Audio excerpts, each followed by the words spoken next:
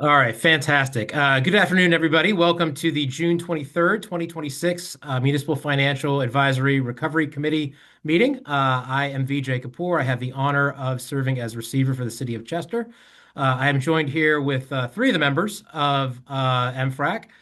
We have the Honorable Mayor Stefan Roots of Chester, the Honorable Councilperson Shaquan Davis, also of Chester.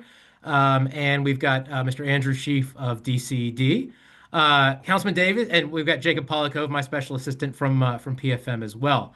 Councilman Davis, you can feel free to leave the video on. He's also joined here, as a very, belated Happy Father's Day to everybody out there. Councilman Davis is taking care of his little guy.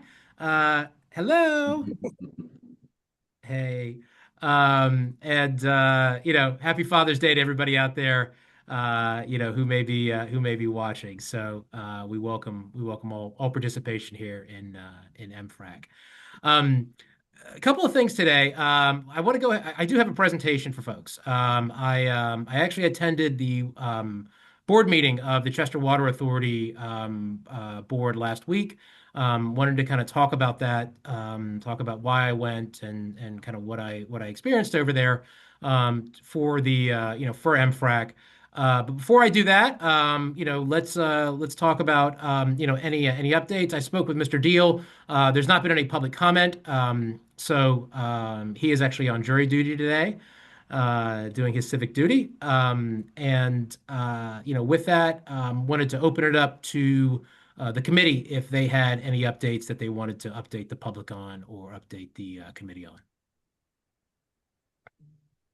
Mayor, you want to talk about the sister cities, the Côte d'Ivoire signing, and as well as Juneteenth? Can I put you on the spot? Okay, sure. Yeah, I love talking about that stuff. Yeah. So we were excited when we heard Ivory Coast or Côte d'Ivoire, as they prefer to be called, was selected to be uh, that Subaru Park here in the city of Chester was the base camp that they chose to come and work out at. I got on it right away. I wanted to make a connection with their diplomats or whatever, and I'm glad I did because otherwise they would have taken all their activities to Philadelphia or Wilmington, Delaware, where they're staying. So the connection turned to be very fruitful. As a result, we have signed a sister city agreement with a city in that country, and we had a little fair and concert out there on the day before their first match, which was June 13th was the day of the activity. So that was a lot of fun. And I got to tell you, these guys really don't want this to be a just a paper signing. They have been in my office since the signing to start to engage in sister city activities. So that's really exciting. The pictures just came out a couple days ago, so we'll be sharing some of those from the event. Juneteenth. Juneteenth in the city of Chester has been celebrated before it was a national holiday, thanks to St. Daniel's Church and an organization within that church that used to just have the event right in front of the church where they have a parking lot that ironically cars park when they go to soccer games. It just grew over the years, and now it's held in Memorial Park, Veterans Memorial Park in the city of Chester. So that's sort of our partnership with them. We donate a few dollars to the event, and I can say this year was, you say it every year, it's better than the year before, but this year just seemed to just have a special pop. The weather was perfect. The bands just continued to play. They have this big tent out there so that people aren't hammered with the sun. If you notice the red in my skin, because I'm certainly noticing, I want to turn down the saturation a little bit because I really was in the sun the whole day. But I've never seen as many vendors, as many food vendors, as many people sitting under the tent the whole day. I even went over to the basketball games that they were having, caught the last game. I would have paid an admission price to see that game. The guys were so talented. It was a well played game. I got to take a picture with the MVP candidate. Everything was just so perfect out there. So we're just happy to be a city that was ahead of the curve before the national uh, recognition of Juneteenth as a city that recognized that Galveston, Texas, two years after the signing of the Emancipation Proclamation, got word. Personally, I heard about Juneteenth in my move to Denver in the early well, 1994. I had never heard of Juneteenth, but a lot of Texans in Arkansas, blacks moved to Denver and they brought the holiday with them. So it's great to see it celebrated in Chester the way it is. And I told Miss Livia Smith, who kind of organizes this thing, and she does it very early in the year, like February. She starts to sit down that she's got to do it again because she's got the magic. Mayor, thank you very much on that. Also, same time that coincided with the pool opening. So, Memorial Park was fantastic driving by. It was great to see, everybody out there. It was great to see Oh, can folks I in the talk about pool. the pool a little bit? Yes, Because sir. this is exciting news. This just came through yesterday. Someone called me. They rode by the pool, I think yesterday, and they didn't see anyone in the pool. Could be because of the storms that were coming through. I don't know, but maybe I'm glad they didn't see anybody in the pool because they have anonymously donated 30 family memberships to the pool. And the family memberships for the pool was $100 per family for the season. So this was a very generous donation by a person with close Chester ties who just called and did that. So we're trying to figure out how we're going to facilitate that in a fair, equitable way. But that's exciting news. So thanks for reminding me about the pool. I did not get into the pool.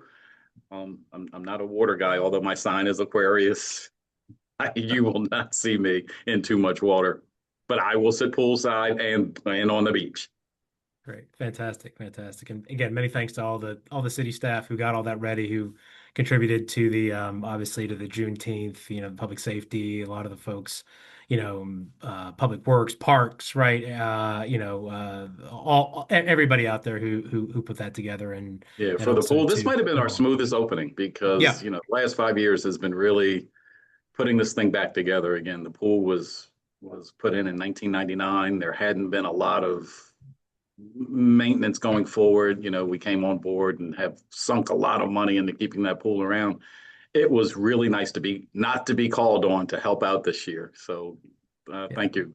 Credit to the parks and public works, Delcora, who also comes in and helps with the instrumentation and startup as well. So Yep. it's a full community effort. G Quan as well at the city spent a lot of time working on, a lot of Mhm. updates happened to the pool to have that. So many thanks again And we to got cameras down there now. There's that's the newest addition this year.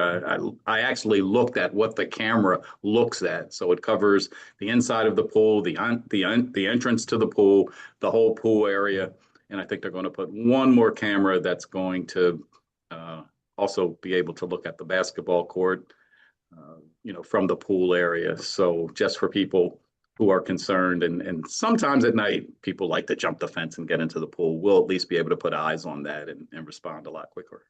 Yeah, great, great. Thanks, Mayor. Any update or anything else that any other member of the committee wants to before we get into what I have for you all today? All right, let me go ahead. Let me share my screen here. And again, what I'll say to everybody here is I was not intending to do this today. I really wasn't. I thought this was going to be a relatively short meeting. This isn't very, very, very long, but as I mentioned, I decided to go to the Chester Water Authority board meeting last week, and wanted to kind of talk about kind of what I experienced over there, why I went, what I did, and again, kind of what I saw really from kind of a transparency perspective, because I think it's important. We've been talking about a lot of things here on the MFRACs about some of the ethics things that the city has done, the ethics code that the city has passed, a lot of the transparency advances that the city has made, and all this. I want to be very, very clear is, in my perspective, very important to helping the city get out of receivership. As a receiver, a lot of my efforts are obviously on the financial end and on the operational end, but it's really important, because I think some of the reasons that Chester got into the situations it did is because it didn't have good transparency. It wasn't following good government practices, and I think that kind of what Chester has been able to do. is really important. And what I saw at the Water Authority, my experience over there, quite honestly, was something that reminded me of what it was like when the receivers team first got here. And again, I want to kind of share that and talk about that with all of you here. So you all can see my slides, right? Those are up. Fantastic. So last Thursday, I attended the monthly meeting of the Chester Water Authority. It is held in Chester at the Chester Water Authority Distribution Center, just off Front Street. As many of you know, the board is comprised of 9 members, 3 from the city of Chester, 3 appointed by Delaware County, and 3 appointed by Chester County. They serve 5-year terms, and the water system serves about more than 200,000 customers. So the main reason I went, so why I initially went, this is the reason I went, was I wanted to talk about to the board and make them aware of just several voluminous right to know requests that my office and DCED received from the Chester Water Authority. That's one thing. I wanted to make sure the board was aware of that and to tell the board kind of how, the difficulties that we're having with complying with that. The second thing I wanted to do was on the CWA board's agenda, there was an ethics, non-disclosure, and confidentiality policy that the board was going to take action on. Now, the issue with that is I actually wanted to go there and comment on it. I wanted to see how it compared to the city of Chester's ethics policy. But the problem was, as we'll see, the public cannot actually see that policy and wasn't able to actually see it and still hasn't been able to see what that policy was. So I was going to go to the Water Authority board meeting and during their public comment was going to ask, and I did ask them to table that, which they declined to do. Because of the reason that the public hasn't seen it and really didn't have a way to comment on it before the board acted. So I want to talk a little bit about the right to know requests here for the MFRAC and for the public, just so you have an idea of kind of like what was one of the reasons that I went there and what I was trying to talk to the board about.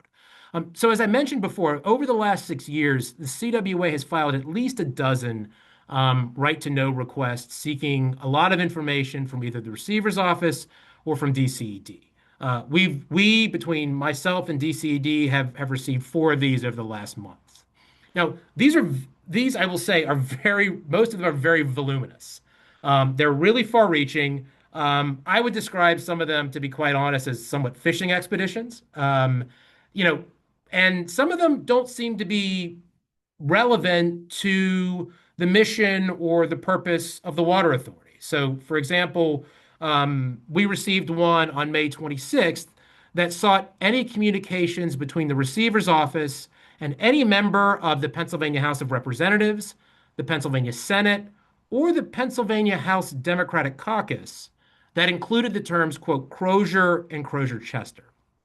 Now, and I asked this to the board, why would CWA ask for documents related to Crozier Hospital when my office had absolutely nothing to do with Crozier Hospital?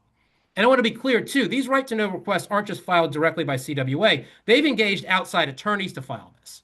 So they are paying somebody to make these requests, including a request that seems to have absolutely nothing to do with the Chester Water Authority's mission or purpose, or certainly the mission that I have as receiver.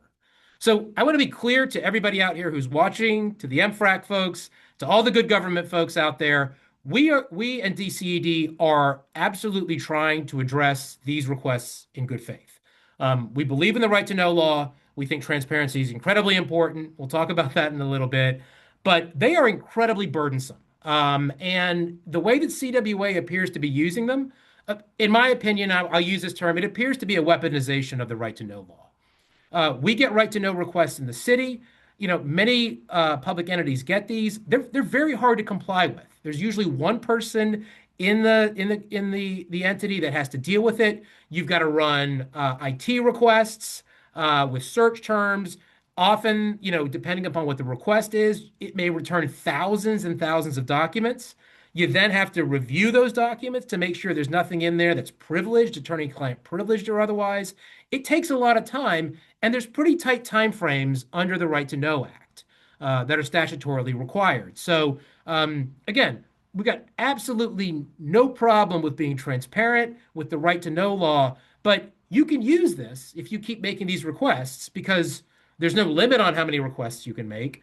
Um, and it doesn't cost you anything to make a request, which again, I think on its face isn't a bad thing. But how you use it and what you're asking for and why you may be asking for it, which by the way, you don't have to disclose, really can impact a public entity, right? An entity such as my office and others. And I'll say with CWA and with DCED and with the receiver's office, there have been thousands and thousands of pages of documents that have been provided to CWA, and that has required hundreds of hours. And I mean hundreds of hours between DCD, my office, and others to compile this in good faith. So, again, we want to make clear that we think it's important. We think right transparency is very important here. Again, you heard me say when I started this that I think some of the lack of transparency helped contribute to get Chester in where it was. You heard Christopher Melee a couple of weeks ago when he was talking about Chester's history and Delaware County's history about issues related to transparency over the years that, again, I think are important that I think we got to address, but we also have to look a little bit deeper here in terms of what's being asked and really why. So the irony of that, right, is that while the Water Authority was demanding access and transparency of DCED, myself asking for communications between us and elected officials, state elected officials, um, CWA has actually had a history of denying access of vital information to ratepayers and the public generally. And what I was really surprised about when I experienced what I did at the board meeting and saw kind of some of the things, and I'm going to get into the specifics about this. I'm not going to talk in generalities. I'm going to talk about some of the specifics I saw here. CWA isn't even taking the most basic steps here to ensure that the public knows what's going on. These are standard across the board now in most communities. Very standard in the city of Chester, in Chester County, and Delaware County. And I want to be clear, I'm not saying that the Water Authority is violating the law. I'm not saying that at all. What I'm saying is their policies and practices really appear to almost be designed to do the most limited thing to do under the law and not actually to provide basic information. And again, we'll talk specifically about that right now. So let me tell you the first thing that happened when I got there. And I'll say this as well, like I'm a lawyer, I'm a receiver, right? Like I have spent most of my life in and around the public sector. I know how public boards work. At one point, I actually served as an elected official, not here, but I'm aware of kind of like what generally happens at public meetings, and kind of what things can be done, and frankly, what games can be played in order to discourage people from attending, in order to discourage people from getting information, while still complying with the law. So one of the first things that I saw over there when I got there at the distribution center is that visitors are actually to the attendees of the meetings. They're required to sign in with their names and their addresses simply to attend the CWA board meeting. So simply to go into the room and attend the meeting, you've got to tell CWA who you are and what your address is. And while it's not unusual for folks to sign in, like when you're doing public comment, right, Mayor and Councilman, like you sign in to do that, let people know who they are. But just to attend a meeting, there's not like a sheet in there that tells you who it is, right? So that to me was a little bit kind of strange off the bat that the Water Authority wants to know who's actually attending the meeting. That's not typically what you see, right, when you attend a public meeting. The next thing that happened, which again I thought was interesting that struck me, was when I got up to speak on agenda items only. I'm going to talk about that policy in a moment. The Water Authority solicitor actually challenged my right to speak at public comment, saying that only taxpayers had the right to address the board. Now, for the record, I am actually a taxpayer in the city of Chester. I pay earned income tax. Interestingly enough, I actually meet the statutory criteria to serve as a board member of the Chester Water Authority Board. It would be very odd in that case that I wouldn't be able to speak. But in both of those cases, right, you saw that kind of gatekeeping of being able to say, well, this person may not have the right to speak on public comment. To his credit, the chairperson, Noah Brandon, complete gentleman throughout this, allowed me to speak, wasn't an issue whatsoever. But again, as someone who may not be an attorney, right, as someone who may not know this going in there, right, that's a disincentive, right? That could be intimidating for someone coming in there. And again, like, what's the problem with having somebody come in and make public comment, assuming, of course, that it's appropriate public comment on agenda items only? The next thing that again, many of you may not know this, and this is something that I learned, but it's really important. And this is something that actually, when we first saw in Chester, it's one of the first things that the receiver really ordered to be changed. And that is if there was no supplemental information on board agenda items. So, under Pennsylvania law, the only thing that a public entity has to do by law is they've got to post the agenda 24 hours in advance. But all you got to do is post the agenda, right? And you've got to describe, within some limits or within some specificity what the public entity is going to be acting on. But you're not required to put all the basic information on there. So, what I'm going to show you really quick, let's jump really quick here because I want to show you which we're going to jump over to the Water Authority website real quick.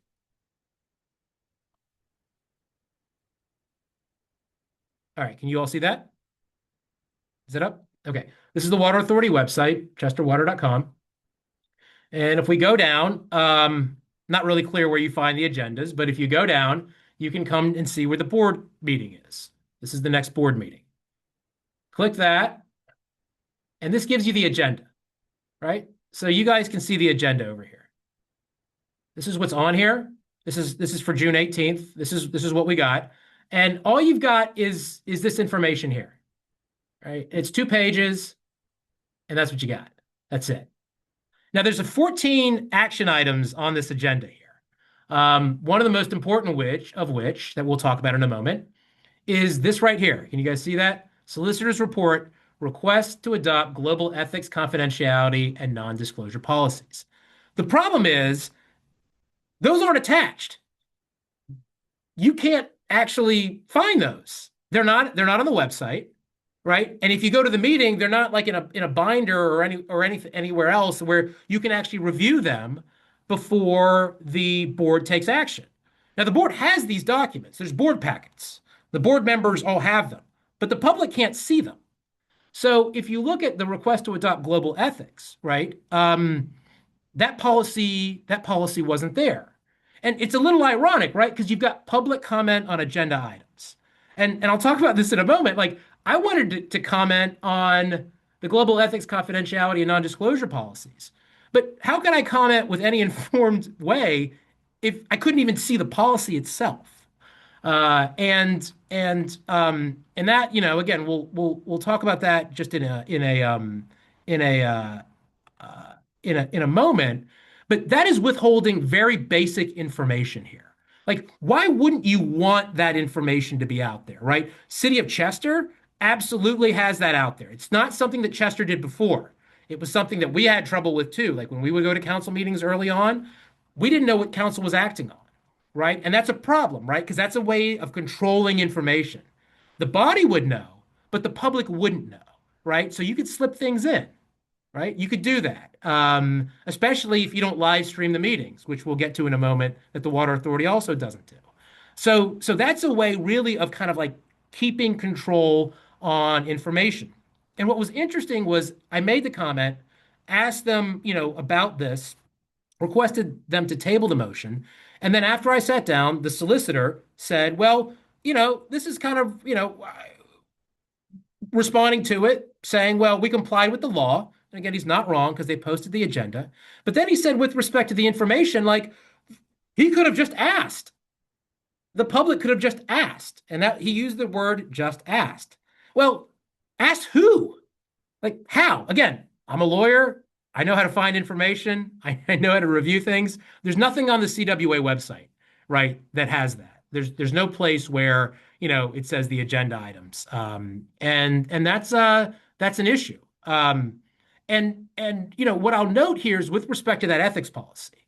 Again, most of those items on the agenda, they were taking actions on approving expenses, buying equipment, et cetera, et cetera.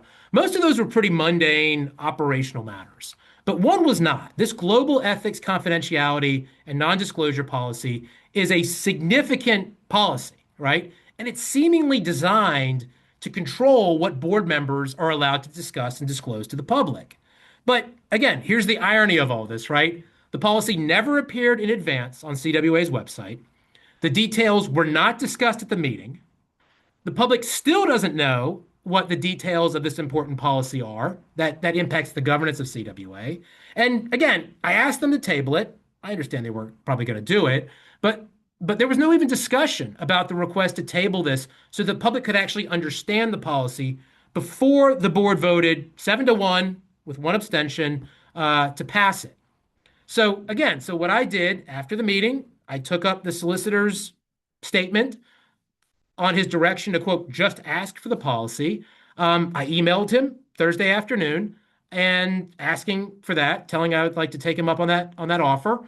5 days later, it is 1:30 on the 23rd. Still has not responded, right? So I can just imagine. I mean, Mayor, just think about it, and Councilman, if you all had decided to pass an ethics policy, right? That ethics policy, and you withheld it from the public, right? You didn't put it on your website. In fact, I even think one of the CWA board members, Ms. Smith, had come to the meetings and asked you questions about the policy. But think about that as if Chester City Council had an ethics policy and didn't put it out ahead of time so the public could see it, passed it, and then when someone asked for it, hasn't responded for days, right? I can imagine what the response would be from the public. The other thing I want to note here too is live streaming meetings, right? This is something else that's so this struck me, right? The fact that you don't have supporting documentation as part of the agenda packet. That is very unusual this day and age, for public entities. The other thing that really struck me here was the fact that CWA does not live stream its meetings.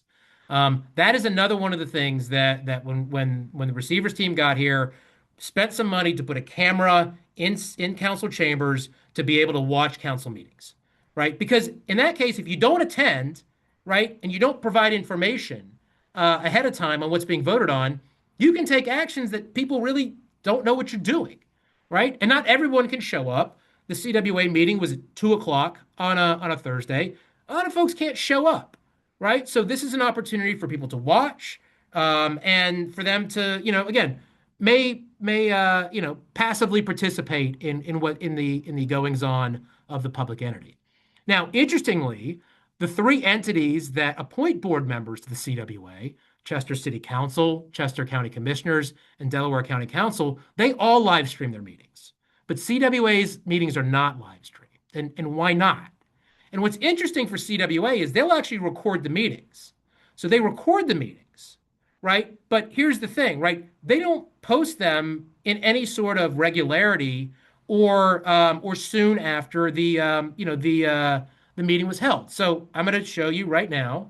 Let's go to the CWA's YouTube page.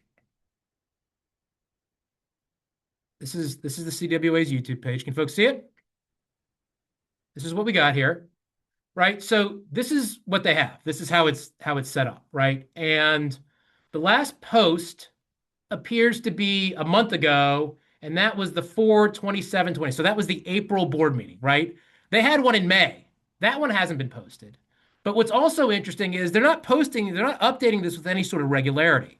Because again, you look at this, there were a slew of ones they posted 2 months ago, back in April. There, they posted 6 board meetings, right? The recordings of 6 board meetings for the first time, some going all the way back to 2025. So if you're a member of the public, and again, you can't attend, right? You see an agenda item, but you want to know what the water authority is actually doing, and they're recording it, they're not live streaming it, right? So again, you don't know what's happening on this. And again, this is also a little weird too. If you go down here, they actually have some Chester City Council meetings on here. Not really sure why. But you know, this is in today's day and age, like it's not hard to live stream, right? We're doing it right now, right? If you got a Facebook page like the Water Authority has, there's three buttons on Zoom. It says live stream. It's not very hard to do. The technology has advanced to a point where that can be done. And and again, like it's impossible to find anything here, right? This is sort of hard to do. It's not in any chronological order here. And it again, for someone as a member of the public who's trying to participate and know what's going on, it's not there. And obviously, what's also not there is what happened last week. I would have loved to have shown you clips from the board meeting, which again was all recorded. Hopefully, at some point there will be on here, but it's not there. Now, I want to contrast that with what we see with Chester, for example, right? So can you guys see this? This is Chester City Council meetings up right now. So this is a page, again, hats off to the city of Chester here that has all of their city council meetings, right? And it's got not only the deliberative meetings, but it's got the regular meetings. And what you'll see on each date is it's got an agenda and a video if there's there. And it's also got the minutes. CWA also doesn't have minutes on its website, by the way, too. So you can't even find like what happened at these meetings. So if you look for the city of Chester, right, this was the June 10th meeting. You just click here on agenda, and what you can see here is the agenda, right? The resolutions that are to be acted upon. And then you see the resolutions, right? There they are, so that you as a member of the public can actually participate and actually see it, right? And not only does Chester do that at the meeting itself, but they have deliberative meetings 2 days before, where again, you've got the agenda. There it is. And you can look and you can see the background information that the entity, that the city is actually using, or that will be acting upon, right? And that's really important. And then you've got the video, right, that shows up here, right, that we have, and you can watch it, right? It's live streamed and it on the city's website, and it's also recorded. So again, these are not particularly difficult technology things to do. And again, like what I would say here is, this is something that struck me as sort of a particular kind of a particular issue. So let me get back to the MFRAC and keep going here, the actual presentation. So, like, again, I've sort of been highlighting this and kind of hitting this as we go along, but I really want to make the point here of like why the public access matters. So again, my office, like we have a special sensitivity for this. When we first arrived in 2022, I will say that it was designed, the city of Chester, those elected officials at the time, used those same tactics to shield information from the public. That's by design, right? This is not hard to do, right? You almost have to work harder not to provide this information now than before. And I think those were done specifically in order to keep information from the public. So it was a matter of control, right? Because information is power. And it's really hard not to attend one of those meetings, to attend the CWA board meeting, and not just be observant of like how much control is apparently exerted there. And again, I got to give hats off to the mayor and council. In Chester, meetings are live streamed. The public has online access to information before actions are taken. They're able to see it. They're able to come to council meetings informed, and they're able to make informed public comment. And my point to the board of the Water Authority is you could and you should do the same thing. Putting aside, whatever you may feel about me, whatever may have happened in the past, like you're a public entity. You serve thousands of people here. You have the sophistication to be able to do all this. This is not technologically very difficult. And if you're talking about transparency, you should walk the walk. If you're going to talk the talk, you should walk the walk, right? If you're asking other entities to do things, you should do the same thing. So what I wanted to show over here, just in terms of like a summary, right? I kind of want to put this together because this really kind of struck me. What I have is a summary of the three of the things that I talked about, and I compared it, those items, right? Those what I'll call transparency things, that struck me, like when I went to the water authority. And I probably should have included like minutes on website. I should have maybe I'll in the future I'll add another line to that. Um, but I compared it, right, with the water authority, what the city of Chester did pre-receiver, post-receiver, and what Chester County commissioners do and what Delaware County Council does, right? And again, you'd attend the meeting without signing in. CWA requires you to sign in. Supplemental agenda, information available to the public, CWA doesn't provide it. Meetings are live streamed, no. City of Chester pre-receiver, you got it, at least they allowed people to attend without signing in. Chester did that. But again, you'll see supplemental agenda was, excuse me, supplemental information wasn't provided. Meetings were not live streamed, and minutes were not on the website as well. But City of Chester, Chester County, Delaware County, each one of these places, right? You don't have to sign in to attend the meeting. You've got the supplemental information on there, and the meetings are live streamed. So again, I've been talking about why I thought it was important here, and again, I was maybe going to talk simply a little bit about the meeting, but those things were so eye-opening to me, right? And they were such a reminder of where Chester was and what appeared to be by design to control information. And also, frankly, it reminded me a lot of what Christopher Melee talked about a couple weeks ago, about saying that you're complying with the law, but taking actions or not being transparent, right? That allows certain things to happen. And all of that really hit me.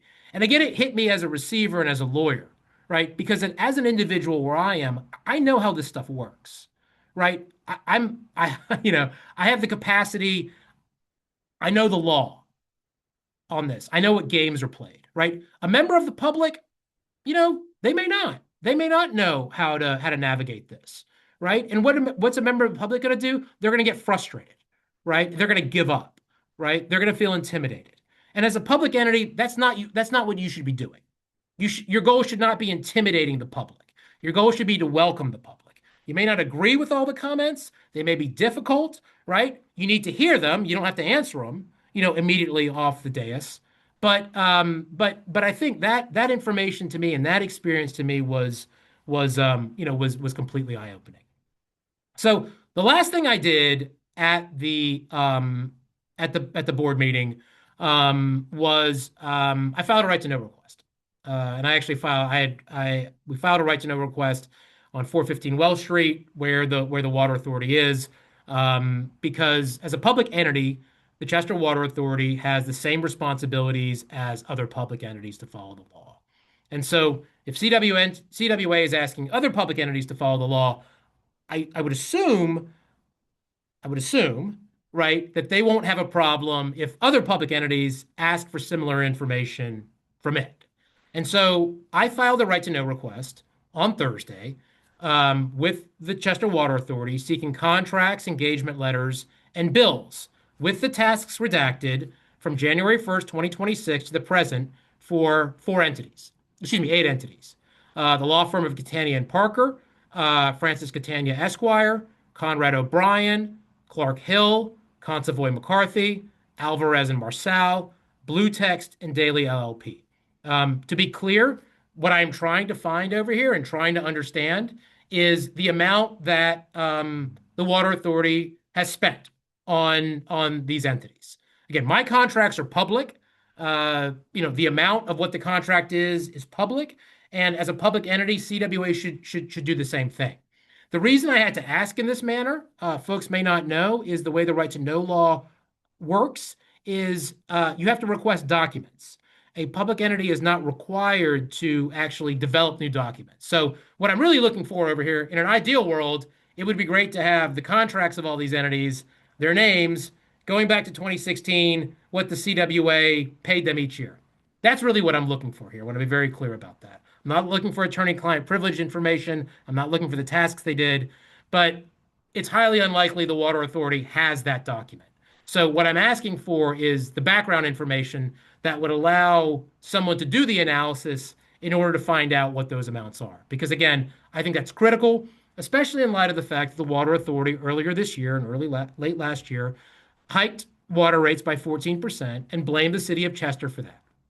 And I think it's important to know and not to take everybody's word for it about how much they may be spending here and whether that may have had a contribution to rates. Because again, all of us, I think, are on the same boat. We want to keep rates down as low as possible.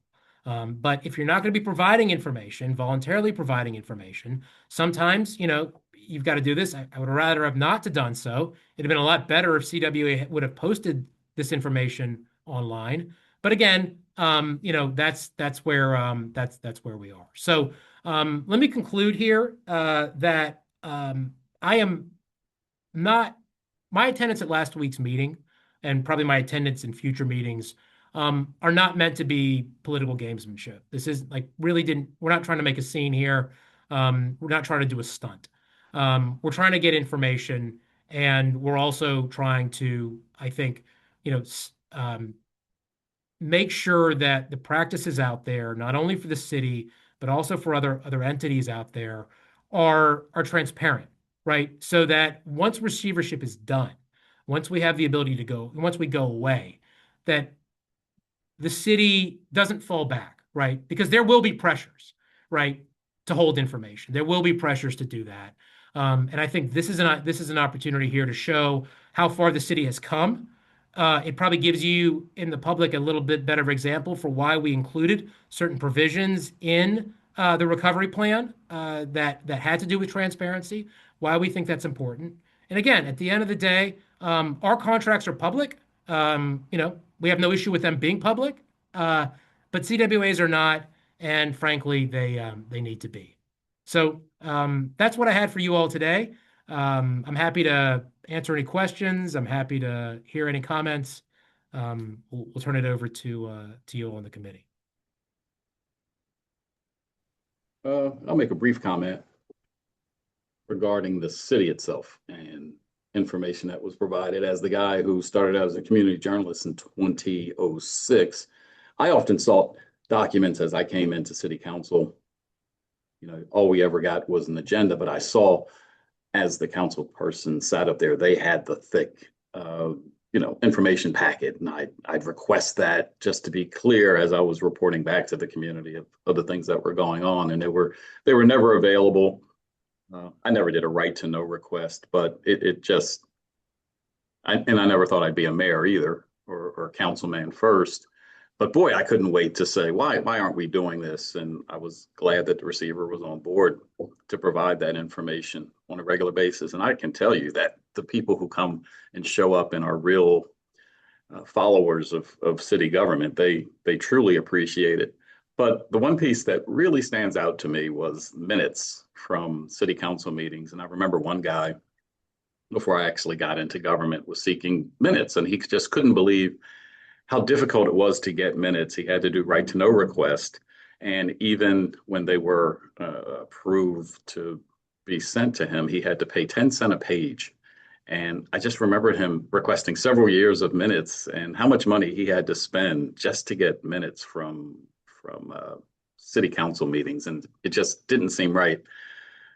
I'm new to government. A lot of this I'm learning as I go, but I'm really happy that we're doing it the way that we're doing it now. It's very clear. We're all on the same page when we're communicating to the public. We're operating from the same playbook. So I just think it makes a lot of sense to make this type of information available, at least from the city. And VJ, you're doing the heavy lift to identify an authority of the city that I feel should be operating just as the city does. I think all of our authorities should be under the same umbrella of transparency. We created these authorities. We should be operating similarly. Yeah. And Mayor, I won't put you on the spot over here, right? But if it is an issue of technology, right? Like the city of Chester has technology, right? That could live stream. We are very close to the Chester Water Authority headquarters, right? 415 Welsh over here and the distribution center. And again, I'm not going to offer it unless you all would, but pretty sure that in the past, by the way, too, back in 2020, the CWA actually held their meetings at Concord Township. So if you go on their YouTube page, right, and scroll down there, you'll actually see them. They held them in different places, or they held them over there. So it wouldn't be unusual for them not to necessarily hold them at the same, at a Chester Water Authority area. And again, if the city's got the technology and if it works, perhaps the city could offer to the Water Authority the ability to have it live streamed and done there, and um, you know, uh, as a way of addressing any technological problem. Because the room they're in, I will tell you, is very small. It is very tight. The power went out when I was first speaking. It's a true story. Uh, Again, whenever they post the recording, which I hope is soon, you may see the lights go out. But it's there. There's also a lot more room in city council chambers for members of the public. So again, I don't want to put you on the spot on that, Mayor, but No, it's not I saw putting you me come on off the spot, mute. but I can say that offer could be extended to other authorities that operate out of the city as well, that are operating the same way. Like, we're here. Great. Great. All right. I guess, gentlemen, today I don't have anything else for the good of the group. Any other comments or any other questions for us today? All right, everybody. Thank you again for the time. We will be reconvening in July for our next MFRAC. Thanks, everybody, and have a fantastic day.